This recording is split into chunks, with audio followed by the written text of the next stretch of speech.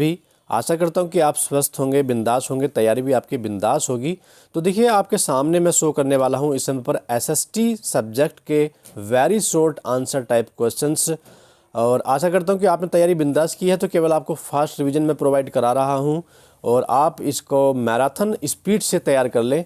ये देखिए very short answer type question, आपका 1 नंबर का प्रश्न आता है तो 1-1 नंबर के क्वेश्चन से आप घड़ा भर सकते हैं, बूंद बूंद से घड़ा भर जाता है। तो इसलिए क्वेश्चन को सावधानीपूर्वक और बहुत ही सही तरीके से बैठ करके दिमाग को बिल्कुल स्ट्रेस फ्री करके आपको पेपर देना होगा। ठीक है, क्वेश्चंस पहले वो क्वेश्चंस आप लोगों को करने चाहिए जो क्वेश्चंस आपको ठीक से आते हैं। ठीक है, उसका एक पॉजिटिव इफेक्ट पड़ता है एग्जामिनर के माइंड पर, राइट। चलिए शुरुआत करते हैं सबसे पहले प्रश्न से।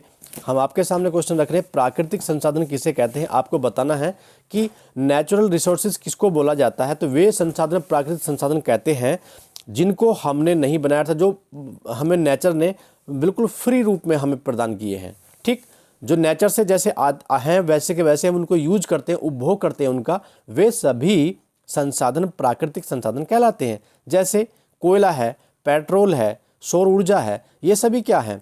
सौर ऊर्जा इट मीन्स जो सूर्य की किरणें होती है, धूप होती है, हमें उसको प्राप्त होती है ना, ये सभी चीज़ें हमें प्राकृतिक संसाधन कहलाते हैं।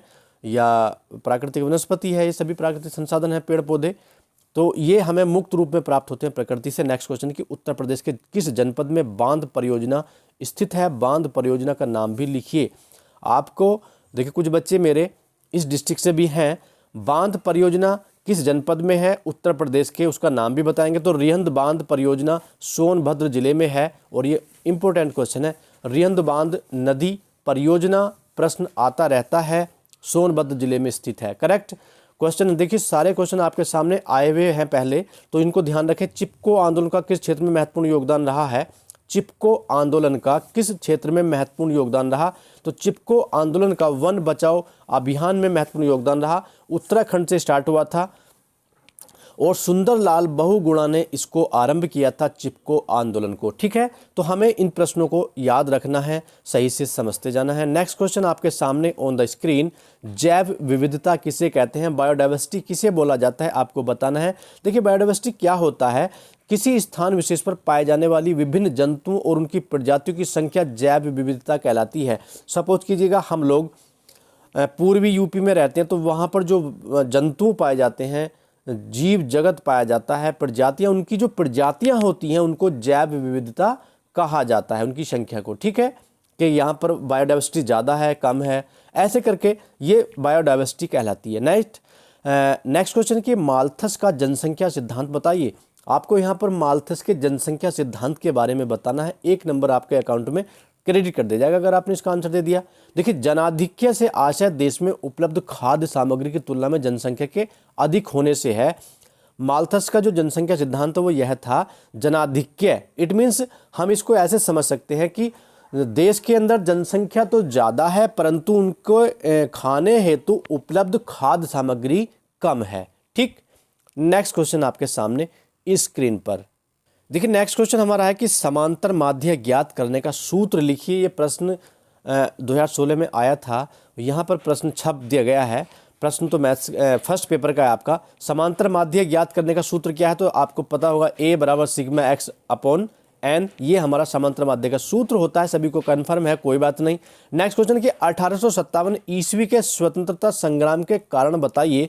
1857 सेंचुरी में जो स्वतंत्रता संग्राम हुआ था उसके कारण क्या थे, व्हाट्स द रीजन, आपको बताना है। तो उसके रीजन क्या थे, प्रश्न इंपॉर्टेंट है। 16 में आया था, 18 में आया था, 20 में नहीं आया तो 21 में जरूर आएगा। ईसाई धर्म का प्रचार प्रसार करना अंग्रेजों का एक उद्देश्य बन गया था। जातिवाद की उपेक्षा की जा रही थी। चर्बी लगे हुए, मेन पॉइंट जो था ये था कि जो कारतूस का इस्तेमाल हमारे सैनिक करते थे, भारतीय सैनिक, उसमें क्या कर रखा था उन्होंने, हिंदू सैनिकों को गाय की चर्बी लगे हुए कारतूस दिए जाते थे और जो मुस्लिम सैनिक हुआ करते थे उनको पिग की चर्बी लगे हुए कारतूस यूज करने के लिए दिए जाते थे। और उसमें होता क्या था, जो कारतूस हुआ करते थे उसको मुंह से खोलना होता था तो चर्बी उनसे लग जाए, इससे उनको ऐसी परेशानियां बनाने के लिए ये कार्य किया जा रहा था। तो भेदभाव की उसमें नीति थी उनकी। कुटीर उद्योग धंधों का उन्होंने विनाश कर दिया था। इस वजह से स्वतंत्रता संग्राम पनपा था। और भी इसके अलावा राजनीतिक कारण भी थे, कुछ और भी सामाजिक कारण थे, लेकिन यहाँ पर मुख्य कारण आपको बताए गए, क्योंकि आपको 1 नंबर चाहिए ना कि 4 नंबर चाहिए। ठीक है, नेक्स्ट क्वेश्चन, रानी अवंतीबाई कौन थी? आपको पता होना चाहिए कि रानी अवंतीबाई कौन थी। देखिए, रानी अवंतीबाई जो थी ये विक्रमादित्य की पत्नी थी। ठीक, जो रामगढ़ के शासक थे विक्रमादित्य, उनकी पत्नी का नाम अवंतीबाई था। ठीक है, और इनका क्या था कि जब विक्रमादित्य की डेथ हो गई थी तो उनकी डेथ के पश्चात अंग्रेजों ने उनका कोई भी उत्तराधिकारी नहीं होने के कारण रानी अवंतीबाई जो थी उनके उत्तराधिकारी कोई नहीं था, उनके पास बेटा नहीं था, तो रामगढ़ से उनको हटा दिया था रानी अवंतीबाई को कि भाई अब आपके पास कोई भी उत्तराधिकारी नहीं है, तो इसलिए आपको हटा दिया जाता है। क्योंकि पहले क्या था, उत्तराधिकारी का सिस्टम बना हुआ था कि कोई राजा हुआ करता था तो वो अपने बेटे को अपना राजपाट दे करके आगे बढ़ते थे, रिटायरमेंट जो होता था, है ना, ऐसा सिस्टम था। ब्रह्म समाज के सिद्धांत क्या थे? ब्रह्म समाज के यहाँ पर सिद्धांत पूछे गए हैं। और ब्रह्म समाज की स्थापना किसने की थी? तो राजा राम मोहन राय ने की थी। आप प्रश्न को समझें और प्रश्न का आंसर भी ठीक से दें। करेक्ट। चलिए आगे बढ़ेंगे। देखिए, ब्रह्म समाज के सिद्धांत क्या थे? ब्रह्म समाज में कहा गया कि ईश्वर एक है। ठीक, गॉड इज वन। उनकी पूजा के लिए मूर्ति पूजा की आवश्यकता नहीं है। ब्रह्म समाज में बताया गया कि आपको मूर्ति पूजा करने की कोई आवश्यकता नहीं है, ईश्वर एक है, बस यूं ही मान लो। पूजा का अधिकार सभी को है। ठीक है, आत्मा अजर है, अमर है, ईश्वर कर्मानुसार फल देता है, जैसे हम कर्म करेंगे वैसा हमें फल प्राप्त होगा। ये बात सत्य है, यूनिवर्सल ट्रूथ है। ब्रह्म समाज प्रेम और सत्य में विश्वास रखता है, जातिवाद और छुआछूत का विरोधी है। ब्रह्म समाज में जातिवाद का और छुआछूत का भी विरोध किया गया। ठीक है, ये प्रश्न हमारा हो जाता है ब्रह्म समाज के सिद्धांत पर। ठीक, राजा राम मोहन राय के द्वारा इसकी स्थापना की गई। 1 नंबर में प्रश्न आया। नेक्स्ट क्वेश्चन कि श्रीमती एनी बेसेंट मूलतः कहाँ की निवासी थी? श्रीमती एनी बेसेंट के बारे में आपको बताना है, ये कहाँ की मूल निवासी थी। तो ये कहाँ की रहने वाली थी? आयरलैंड की रहने वाली थी। कहाँ की? आयरलैंड की रहने वाली थी श्रीमती एनी बेसेंट। ठीक है, नेक्स्ट क्वेश्चन है कि भारतीय राष्ट्रीय कांग्रेस की स्थापना कब हुई थी? इसकी स्थापना का श्रेय किसको दिया जाता है? आपको बताना होगा। क्वेश्चन हमारा पहले आ चुका है, इंपॉर्टेंट क्वेश्चन है स्टूडेंट्स सारे एसएसटी के। तो अखिल भारतीय कांग्रेस की स्थापना जो हुई थी वह 1885 सेंचुरी में की गई थी। ठीक है, और इसका श्रेय किसको जाता है? ए.ओ. ह्यूम को जाता है। ठीक है, 1885 ईस्वी में इसकी स्थापना की गई और ए.ओ. ह्यूम को इसकी का श्रेय दिया जाता है। प्रश्न कन्फर्म। नेक्स्ट क्वेश्चन आपके सामने, सविनय अवज्ञा आंदोलन के प्रमुख कार्यक्रम बताइए। सविनय अवज्ञा आंदोलन के प्रमुख कार्यक्रम थे 12 मार्च सन 1930 को नमक सत्याग्रह की शुरुआत की गई थी। 6 अप्रैल 1930 को नमक कानून तोड़ा गया था। ठीक है, नमक कानून तोड़ने के लिए सविनय अवज्ञा आंदोलन स्टार्ट किया था, गांधी जी के नेतृत्व में आरंभ हुआ था। ठीक है, तो ऐसे करके आपको एसएसटी में क्वेश्चन मिलेंगे। डियर स्टूडेंट्स, मुझे विश्वास है कि आप लोग बिल्कुल सिलेबस पूरा तैयार किए हैं और आप टेंशन फ्री होकर के पॉजिटिव माइंड से एग्जाम देंगे तो हमेशा आपके मार्क्स अच्छे आएंगे।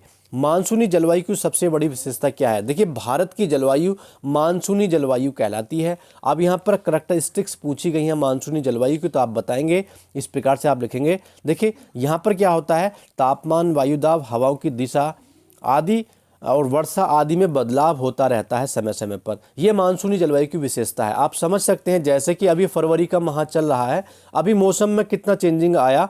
अभी क्या है कि बहुत सर्दी हो रही है, जनवरी में सर्दी रहा और अभी धीरे धीरे ठंडी कम होना स्टार्ट हो जाएगी। मार्च का महीना जैसे जैसे आएगा तो सीजन चेंज होना स्टार्ट हो जाएगा। मौसम के अंदर सर्दी हटेगी, गर्मी स्टार्ट हो जाएगी, अर्थात रेनी सीजन स्टार्ट होगा उसके बाद में। ठीक है ना, बीच में सीजन बरसात वाला आता है, बरसात का मौसम हो जाएगा, बरसात होगी, फिर उसके बाद में मौसम गर्मी का आता है, फिर गर्मी का मौसम आएगा, फिर सर्दी का मौसम आता है। इस प्रकार से मौसम बदलते रहते हैं। तापमान कभी ज़्यादा हो जाता है, अभी कम टेम्परेचर चल रहा है, कुछ समय के बाद में टेम्परेचर बहुत ज़्यादा हो जाएगा, 45-47 डिग्री सेंटीग्रेड तक पहुँच जाता है और कभी कभी 4 डिग्री सेंटीग्रेड तक भी टेम्परेचर आ जाता है। वैसे ही हवाओं की दिशा कभी पूर्वी पवन में चलती है तो कभी पश्चिमी पवन में चलती है, कभी उत्तर पूर्व से चलती है तो कभी दक्षिण पश्चिम से चलना स्टार्ट हो जाती हैं। ये सभी विशेषताएं मानसूनी जलवायु की होती हैं। ठीक है, आगे प्रश्न, वनोन्मूलन का पर्यावरण पर क्या प्रभाव पड़ता है? वनोन्मूलन का पर्यावरण पर क्या प्रभाव पड़ता है? प्रश्न को आप समझें अच्छे से। देखिए, वनोन्मूलन जलवायु और भौगोलिक स्थिति में परिवर्तन ला रहा है, ठीक है ना। वनोन्मूलन ग्लोबल वार्मिंग में योगदान देता है और हरित प्रभाव को बढ़ावा देने के लिए एक मुख्य कारक है। उष्णकटिबंधीय वनोन्मूलन दुनिया की 20% ग्रीन हाउस गैस उत्सर्जन हेतु उत्तरदायी है। देखिए, वनोन्मूलन का मतलब क्या हुआ? अब इसमें इसके तहत होता क्या है, अधिक से अधिक वन लगाए जाते हैं। जब अधिक से अधिक वन लगाए जाएंगे तो उसका हमारी भौगोलिक स्थिति पर बहुत बड़ा प्रभाव पड़ेगा। यहाँ पर जो ग्लोबल वार्मिंग होती है उसमें भी बेनिफिट लगता है, साथ ही साथ जो ग्रीन हाउस गैसेज होती हैं उनके उत्सर्जन में भी इसका लाभ मिलता है, ठीक है। नेक्स्ट क्वेश्चन आपके सामने स्क्रीन पर रखेंगे। देखिए, नेक्स्ट क्वेश्चन आपके सामने स्क्रीन पर है। आशा करता हूं कि आप क्वेश्चन को अच्छे से भली भांति समझ पा रहे होंगे और इस प्रकार से प्रश्नों के आंसर आप 3 फरवरी को प्रातःकाल में जो आपका पेपर होगा उसमें आंसर बहुत सटीक रूप से आप दे पाएंगे। भारत का राज चिन्ह अशोक स्तंभ, जिसको सिंह स्तंभ भी कहा जाता है, कहाँ से अनुकृति किया गया है? आपको बताना है कि जो राज चिन्ह अशोक की लाट होती है, जिसका अशोक स्तंभ जिसको हम बोलते हैं, जिस पर सिंह स्तंभ बने हैं, 4 पर सिंह बने हैं लेकिन हमको 3 ही दिखते हैं, ये कहाँ से अनुकृत किया गया, कहाँ से इसको लिया गया है? तो अशोक चिन्ह भारत का राजकीय प्रतीक है, सभी को पता होगा। ये अगर नहीं पता तो उसको नोट डाउन कर लें। राजकीय चिन्ह, राजकीय प्रतीक यदि पूछा जाता तो आप अशोक चिन्ह को लिखेंगे, ठीक है। और इसको कहाँ से लिया गया है? सारनाथ में मिली अशोक की लाट से लिया गया है, सारनाथ से लिया गया है दोस्तों, सारनाथ से, ठीक है। नेक्स्ट क्वेश्चन आपके सामने इंपॉर्टेंट क्वेश्चन, ये भी क्वेश्चन हमारा क्या है, पहले प्रश्न को समझें। उत्तर प्रदेश की प्रमुख नदियों की लंबाई को घटते हुए क्रम में लिखना है।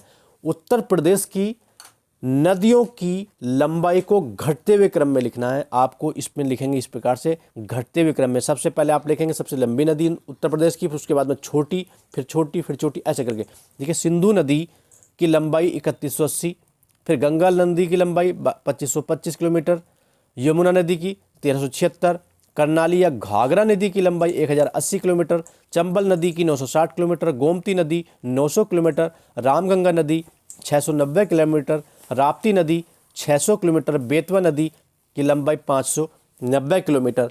तो ये ऐसे करके प्रश्न हो गया।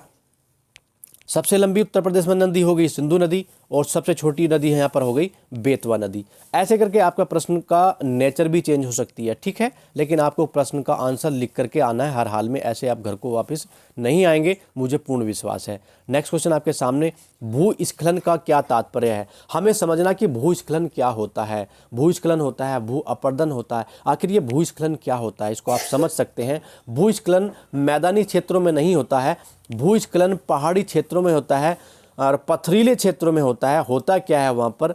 देखिए, आप समझ सकते हैं, धरातली हलचलों जैसे पत्थर का खिसकना या गिरना, पथरीली मिट्टी का बहाव इत्यादि भूस्खलन के अंतर्गत आते हैं। जो पहाड़ी क्षेत्र होता है वहाँ पर पथरीली मिट्टी होती है, ठीक है ना, पत्थर होते हैं, वे पत्थर अपनी जगह से खिसक जाते हैं, नीचे गिर जाते हैं, मिट्टी का बहाव होने लगता है, तो उसको क्या कहा जाएगा? भूस्खलन कहा जाता है, ठीक है। भूस्खलन कई प्रकार के हो सकते हैं, जिसमें चट्टान के छोटे छोटे पत्थरों के गिरने से लेकर बहुत अधिक मात्रा में चट्टान के टुकड़े और मिट्टी को बहाव शामिल हो सकता है। मतलब कई प्रकार का अलग अलग होता है। खूब तेजी का भूस्खलन भी हो सकता है, जिसमें खूब चट्टानें टूट टूट कर बड़ी बड़ी चट्टानें गिर जाती हैं। कहीं पर छोटी छोटी चट्टानों का गिरना या मिट्टी का, कंकरीली पत्थरी मिट्टी का बहाव भी भूस्खलन के अंतर्गत आता है, ठीक है। आगे, तथा इसका विस्तार कई किलोमीटर की दूरी तक भी हो सकता है और ये काफ़ी दूर तक भी हो जाता है, कभी कभी कुछ मीटर में ही सीमित रह जाता है, ठीक है ना। भारी वर्षा एवं बाढ़ या भूकंप के आने से भूस्खलन हो सकता है। आपने सुना होगा, जब बरसात का सीजन होता है तो खबरें आती हैं कि उत्तराखंड में भूस्खलन हुआ है, हिमाचल प्रदेश में भूस्खलन हुआ है। तो ये सभी घटनाएं, बारिश जब तेज़ बारिश होती है, कई दिन तक लगातार बारिश होती रहती है, तब भूस्खलन की घटनाएं घटित होती हैं, ठीक है। मानव गतिविधियों जैसे पेड़ों और वनस्पति के हटाने, सड़क किनारे खड़ी चट्टान के काटने या पानी के पादपों में रिसाव से भी भूस्खलन हो सकता है। मतलब मानव की गतिविधियों के द्वारा भी कभी कभी भूस्खलन हो जाता है, लेकिन प्राकृतिक घटनाओं के द्वारा तो भूस्खलन होता ही है। आशा करता हूं कि प्रश्न को आप अच्छे से समझ गए होंगे। नेक्स्ट क्वेश्चन आपके सामने on the screen, Uttar Pradesh की प्रमुख 2 विद्युत परियोजनाओं के नाम लिखिए। इंपॉर्टेंट क्वेश्चन है, आपको उत्तर प्रदेश की 2 विद्युत परियोजना के नाम लिखने हैं। नंबर 1 पर Buxar power project, number 2 Tapti power project, right. Next question आपके सामने, उत्तर प्रदेश में प्रमुख आयात क्या है? उत्तर प्रदेश का प्रमुख आयात बताएंगे। आयात का मतलब जो हमें अपने उत्तर प्रदेश में मंगाना होता है बाहर से, निर्यात होता है जिसको हम बाहर भेजते हैं, एक्सपोर्ट करते हैं, और आयात का मतलब इंपोर्ट होता है, ठीक है। उत्तर प्रदेश में मुख्य रूप से कोयला मंगाया जाता है, प्याज, दलहन, तिलहन का आयात किया जाता है, ठीक है। तो अभी बात करेंगे पर्यावरण की एक परिभाषा लिखिए। आपको यहाँ पर पर्यावरण की या एनवायरमेंट की एक परिभाषा लिखनी है, ठीक है। हर्शकोविट्स के अनुसार यहाँ पर दिया है, अकॉर्डिंग टू हर्शकोविट्स। हर्शकोविट्स ने क्या बोला कि पर्यावरण उन सब बाहरी दशाओं और प्रभावों का योग है जो प्राणी या अवयवी के जीवन और विकास पर प्रभाव डालते हैं। देखिए, जो परिभाषा किसी की होती है, डेफिनेशन को हम सेम टू सेम लिखते हैं, उसके किसी भी वर्ड को चेंज नहीं करते, राइट। नेक्स्ट क्वेश्चन आपके सामने, थियोसॉफिकल सोसाइटी की स्थापना किसके द्वारा की गई थी? ठीक, आप यहाँ पर लिखेंगे इस प्रश्न का आंसर, थियोसॉफिकल सोसाइटी। क्वेश्चन अच्छा है। देखिए, रूस निवासी महिला मैडम हेलेन पेट्रोवना ब्लावास्की द्वारा और अमेरिका निवासी कर्नल हेनरी स्टील ओलकार्ट ने 17 नवंबर सन 1875 ईस्वी को न्यूयॉर्क में थियोसॉफिकल सोसाइटी की स्थापना की थी। किस किसने की थी?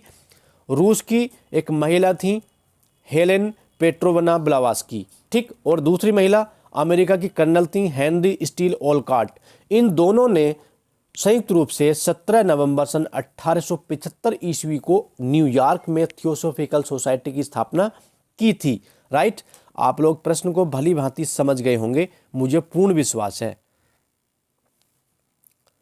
तो इस प्रकार से यहीं तक हम आपको क्वेश्चन प्रोवाइड करा रहे हैं। मुझे विश्वास है कि आप ऐसे प्रश्न, यहाँ से कोई क्वेश्चन आपको आता तो आप उस प्रश्न को अवश्य सोल्व करके आएंगे और अपने अकाउंट में नंबर 1 डाल लेंगे, ठीक है। तो नेक्स्ट सेशन में आपको फिर से प्रोवाइड कराऊंगा। तब तक के लिए चाहता हूँ अनुमति। Thank you so much.